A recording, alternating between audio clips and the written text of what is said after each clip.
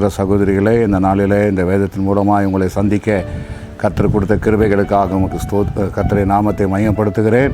இந்த நாளில் நீதிமொழியின் புஸ்தகம் 18ஆம் அதிகாரம் 11ஆம் வசனம் சொல்லுகிறது, ஐஸ்வர்யவானுடைய பொருட்கள் அவனுக்கு அரணான பட்டணம், அது அவன் எண்ணத்தின் உயர்ந்த மதில்களைப் போல இருக்கும்.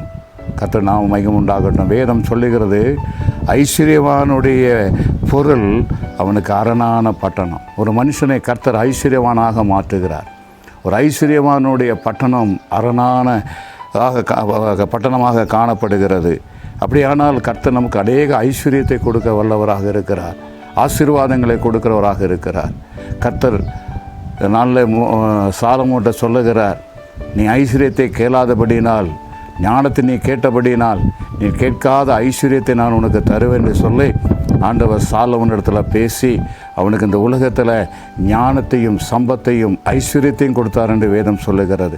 ஒரு மனுஷனுக்கு ஐஸ்வர்யம் கொடுக்கும் பொழுது அவனுடைய வாழ்க்கை அரணான பட்டணத்தை போல் இருக்கும் என்று வேதம் சொல்லுகிறது. அது அவனுடைய எண்ணத்தில் உயர்ந்த மதில்களாக இருக்கும். அவனுடைய எண்ணங்கள் மிகுந்த உயர்ந்தமான மதிலை போல அது பிரதிபலிக்கும் என்று சொல்லப்பட்டிருக்கு. ஐஸ்வர்யம் நம்ம கையில் கிடைக்கும் பொழுது, ஆசீர்வாதம் நம்ம கையில் கிடைக்கும் போது நம்முடைய எண்ணங்களை உயர்ந்த மதில்களாய் மாற்றுவோம். நம்முடைய எண்ணங்களை சிறப்பாக கர்த்தர் மாற்றுவார். ஐஸ்வர்யத்தினாலே நம்முடைய எண்ணங்கள் சீர்பட வேண்டும். அநேகர் ஐஸ்வர்யத்தினால எண்ணங்கள் தாறுமாறாய் போய் விடுகிறது. ஒரு மனுஷனுடைய ஐஸ்வர்யத்தை கர்த்தர் என்ன செய்கிறார் என்றால், அவருடைய எண்ணங்களை கர்த்தர் உயர்ந்த மதில்களைப் போல மாற்றுகிறார். உங்களுடைய வாழ்க்கையில், என் வாழ்க்கையிலும் கர்த்தர் ஐஸ்வர்யத்தை கொடுக்க போகிறார். அந்த நிகழ்ச்சி மூலமாக நீங்கள் ஒருவேளை கேட்கலாம், என்னுடைய வாழ்க்கையில் ஐஸ்வர்யமே இல்லை என்று சொல்லலாம். கர்த்தர் உங்களை ஐஸ்வர்யவானாய் மாற்றுவார்.